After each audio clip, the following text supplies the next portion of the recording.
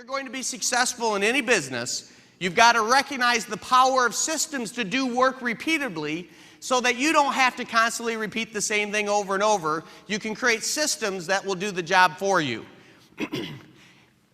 Now, earlier in my book on 13 resolutions, I talk about the power of keeping score. And the McDonald's brothers have a great example of this when they looked at their business. Now, they'd been in the restaurant business for many years. They finally sat down and they looked at their last 3 years of sales. They pulled out every receipt, everything they had sold over the last 3 years. They had this big barbecue pit on one side. They sold hamburgers on another. They had all of these products. And they pulled the receipts, and here's what they found. They discovered that 80% of their business was in hamburgers. 80%. Can you imagine running a business for 3 years? And here's hamburgers, which is very simple, flip. And then you've got this barbecue process and this barbecue pit, all this complication, which only produced 20% of your sales, but 80% of your headaches. And here's this simple process producing 80% of your sales. So by keeping score, they said they did something absolutely radical. Revolutionary. They got rid of the barbecue entirely, and they dropped down, they eliminated, inspired by the data, the brothers eliminated the barbecue pit completely, reducing their 25-item menu down to 11 items. Now think about this. If you're in business and you say, hey guys, I got a great idea. Let's reduce the amount of items we sell by over 50%. You're not normally thinking, whoa, we're going to explode now. Unless you understand systems. Because what they said is, let's do less of what's really not making a difference. Maybe the principle, we can call it major on the majors. Let's do the most important things. And let's do more of the more important things. And let's do less of the less important things. So by dropping from 25 items down to 11, here's what happened. Oh, here's another point. Because they sat there and they systematized this whole thing, they literally drew it out. They took their tennis court and they made it an example of, imagine if we just did hamburgers, we could get rid of that barbecue kit, we could put all this together, and they studied the movement of every employee in their store to get this just right. And by figuring out the flow, they took their hamburger that they were selling at normally a competitive 30 cents a hamburger, and they dropped it to 15 cents.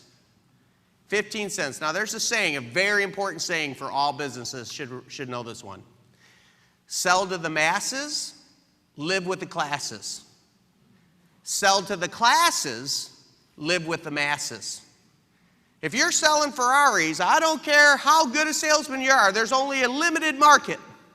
But what do you think the market was for 15-cent hamburgers? Well, we know the end of that story.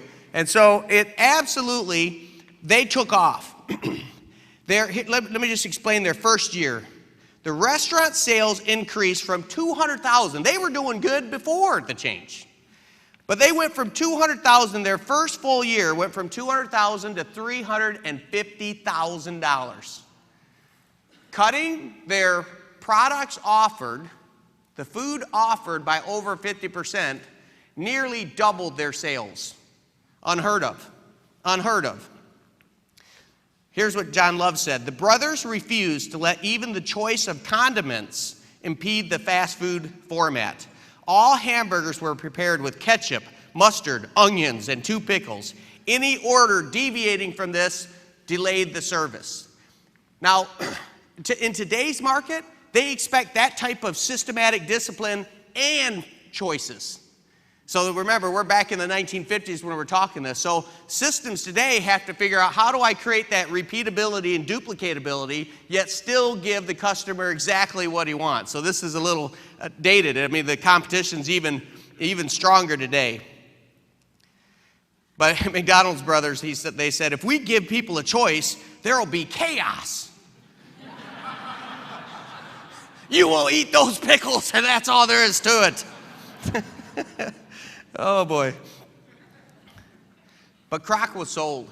He looked at this. Now, remember, Kroc had sold multi-mixers to nearly anybody in the food industry for nearly 30 years. He knew this business. And so when he knew a winner when he saw it. Kroc understood that the business needed to be packaged more than just selling cheap hamburgers. This is the true genius, in my opinion, of Ray Kroc. Here's how Michael Gerber described it. Ray Kroc created much more than a fantastically successful business. He created a model upon which an entire generation of entrepreneurs have since built their fortunes. The franchise phenomenon. Gerber called it the business format franchise. And if you think about business, not just accomplishing a task, but creating a business system to accomplish that task over and over and over again. It's a turnkey system. You get in, you follow the McDonald's franchise business format franchise, and you produce results. And people did. See, Ray Kroc understood that he was not selling hamburgers, he was selling a business system. And whatever business you're doing, don't just think about the end product. If you're creating a business that other people can use, think about creating a business that's so turnkey that anybody with the hunger to learn can make it work, because that's essential. If the franchisee didn't believe the McDonald's system could produce profitable results, no one would purchase the franchise. Would you buy a franchise if you knew it wouldn't work? Well, of course not.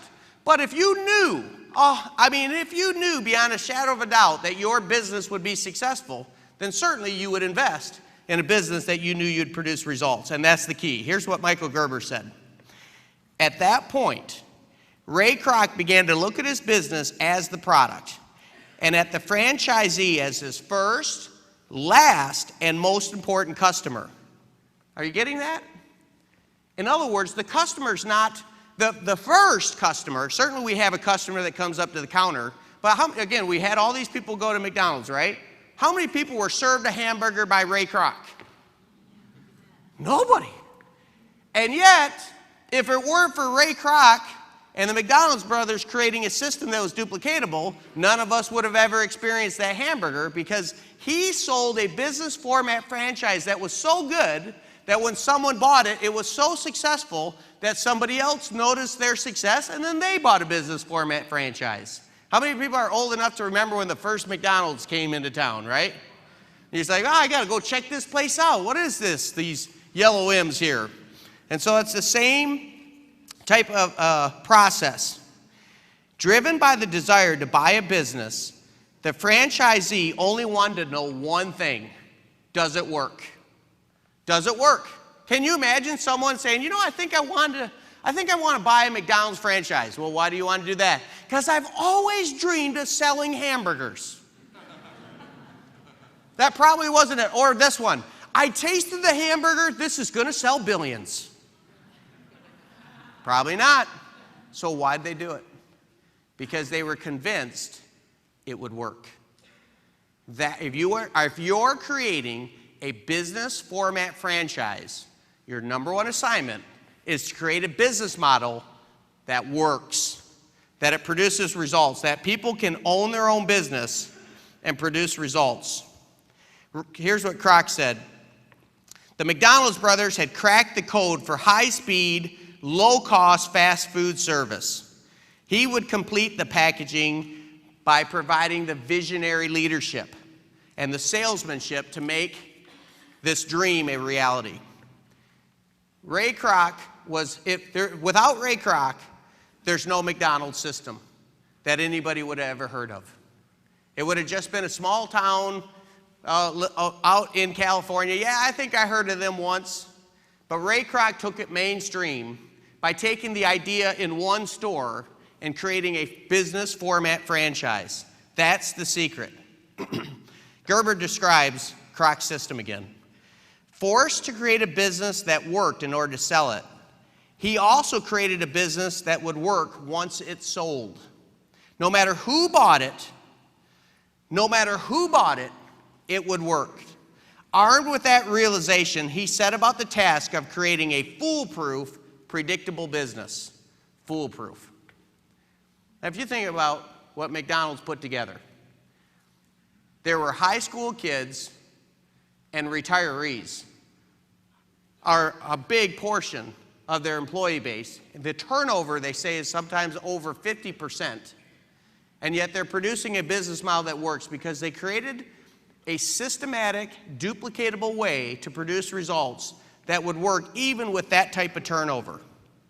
And you know, Ray Kroc had to produce a business that worked because his percentage there was only 1.9%. The franchisee, the agreement he signed with the McDonald's brothers was crazy. He shouldn't even have signed it.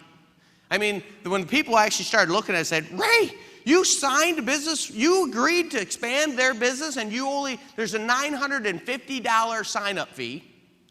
Now, it's back in time a little bit, but still, $950 is not that much money for your own franchise.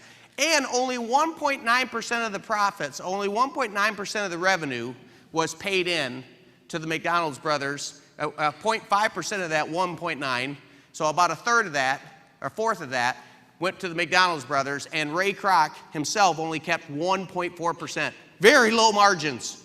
So when you've got very low margins like that, you better have a product that works. You better have a business format franchise that works, or you're not going to be in business too long. And he knew that, so he started working right away.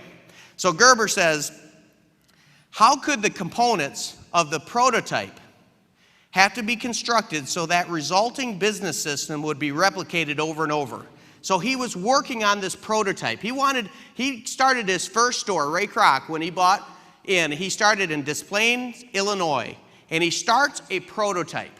And he said, we're going to work on this store until I can produce results so good that the next store, all they have to do is duplicate what I've done here. So that will produce results. And then someone can study either one of these two stores and start another. And he started a virtuous cycle. He started a cycle of success.